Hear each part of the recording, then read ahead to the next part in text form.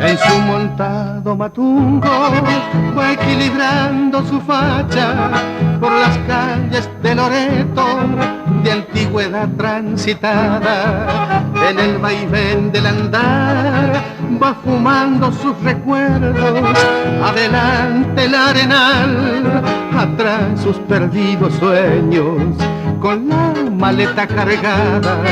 Mientras se sube la luna, desmonta con el hastío de una chicharra nocturna, guarda los viejos aperos, cambia el freno por cabresto, lleva de tiro el caballo de la laguna al potrero. Le brota un silbido a dúo de melodía candil, asegura la tranquera, cuelga del poste un candil que descubre el estanteo de roja tierra y pajal, sopla el tizón y resopla calentando un carayal.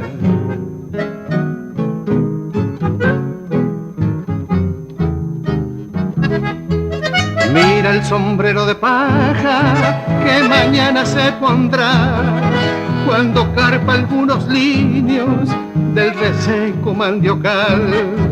Recorre con su mirada los cuadros de esposa e hijos, de esos cachorros ingratos que costaron sacrificio.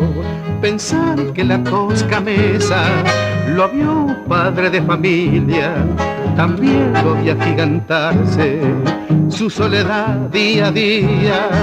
Duerme el viejo, se desprende de la angustia por instante, porque aún le queda el sueño para tirar lo que falte.